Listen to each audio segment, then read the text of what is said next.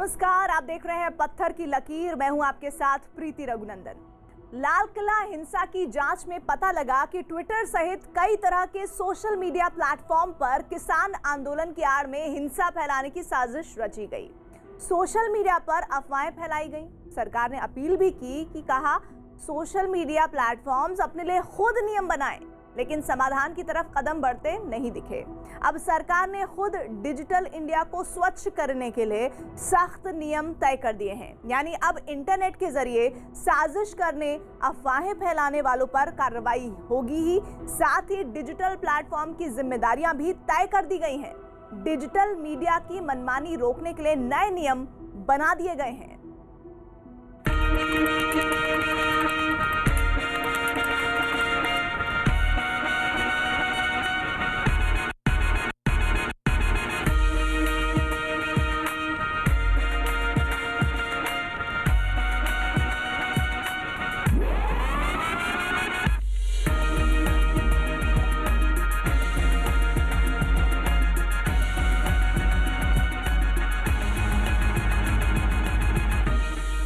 एक voluntary mechanism social media platform create करें और उनके रजिस्ट्रेशन कराएं। उनका मोबाइल तो उनके पास ही है। ओटीटी प्लेटफॉर्म्स को ऐसा कोई नियम नहीं है और इसलिए सरकार ने ये समझा, डिजिटल हो, प्रिंटिंग हो, टीवी हो, ओटीटी हो, कुछ नियमों का पालन करना पड़ेगा, कुछ प्रोसेस सेट करना पड़ेगा। Aggressive attack on Lal Killa, the symbol of India's freedom, where our prime minister spoiled the national flag, you have double standard.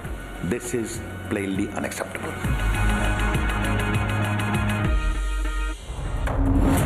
Digital media पर लगा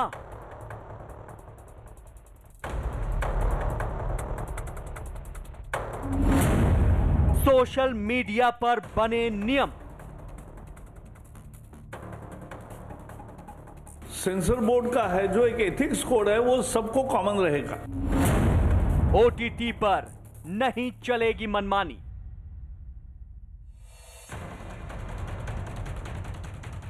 रामचरितमानस में लिखा है कि भय बिन होए न प्रीत। यही कहावत डिजिटल मीडिया, सोशल मीडिया और ओटीटी प्लेटफॉर्म पर चरितार्थ हो रही है। लाल किला हिंसा के बाद खबर आई कि सरकार और ट्विटर के बीच ठन गई है। हिंसा फैलाने की साजिश सबसे ज्यादा सोशल मीडिया प्लेटफॉर्म पर ही रची गई थी। सरकार चाहती थी कि सोशल मीडिया खुद अपने लिए नियम तय कर ले, लेकिन जब कोई नहीं माना तो फिर नियम सरकार ने तय कर दिए। देश में बेलगाम चल रहे सोशल मीडिया पर नकेल कसने की तैयारी हो चुकी है। सरकार ने सोशल मीडिया, डिजिटल मीडिया और ओटीटी प्लेटफॉर्म के लिए नए दिशा निर्देश तैयार कर दिए हैं। सरकार के मुताबिक अब सोशल मीडिया पर अफवाहें फैलाने वाले रचनाकारों की पहचान हो सकेगी। साथ ही ओटीटी प्लेटफॉर्म पर भी आपत्तिजनक कंटेंट नहीं दिखाया जा सकेगा। सरकार का कहना है कि नए दिशा निर्देश अगले 3 महीने में लागू कर दिए जाएंगे।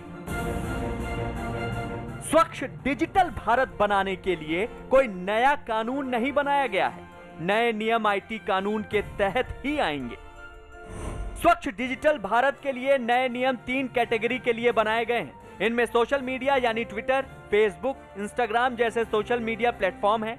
दूसरे हैं ओटीटी ऐप। इनमें नेटफ्लिक्स, प्राइम वीडियो, हॉटस्टार जैसे वो ऐप हैं जो सीधे दर्शकों तक फिल्में, धारावाहिक पहुंचा रहे हैं। और तीसरी है डिजिटल मीडिया।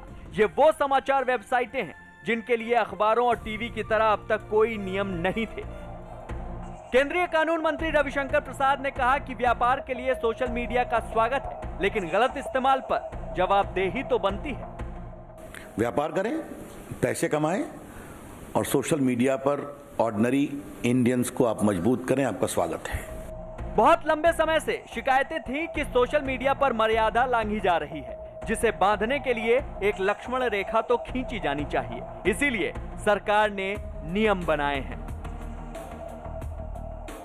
हमारे सामने शिकायत आती थी कि एक महिला की मॉर्स फोटो दिखाई जा रही है, मॉर्फ किया हुई।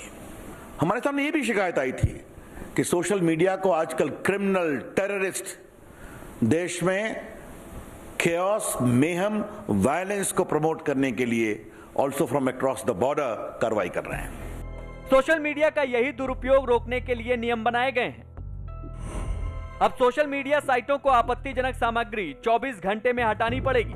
साथ ही नग्नता और पॉर्न कंटेंट को डिलीट करना होगा। यूजर का वेरिफिकेशन भी करना होगा। शिकायत का निपटारा करने के लिए एक अधिकारी की तैनाती करनी होगी।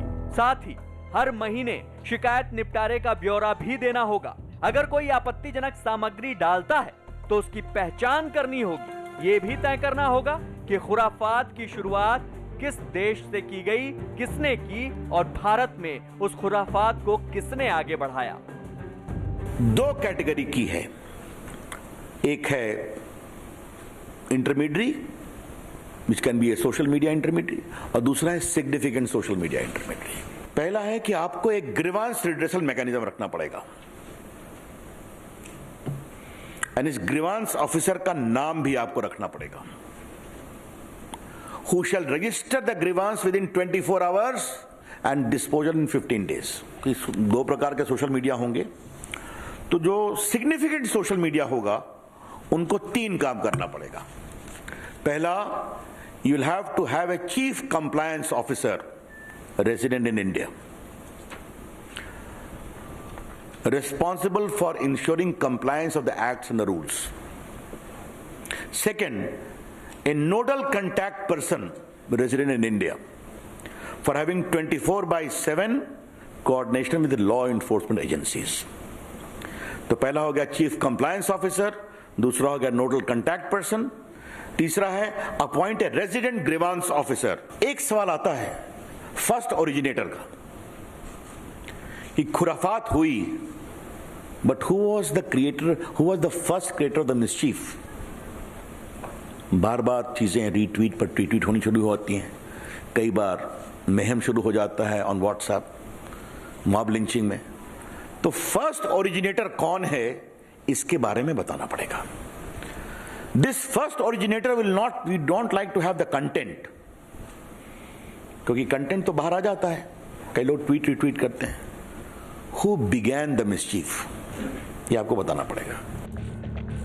सरकार ने साफ कर दिया है कि अभिव्यक्ति की आजादी के नाम पर देश का अपमान नहीं सहा जा सकता है। अगर भारत में व्यापार करना है तो भारत के कानूनों को भी मानना होगा।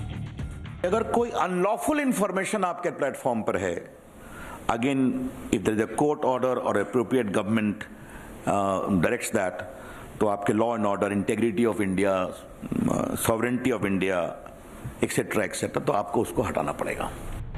सोशल मीडिया पर बैठे एजेंडाबाज अपने हित साधने के लिए इसका बहुत दुरुपयोग करते आए हैं। इनकी शिकायतों के साथ साथ आम आदमी की परेशानी बन चुके हैं OTT प्लेटफॉर्म।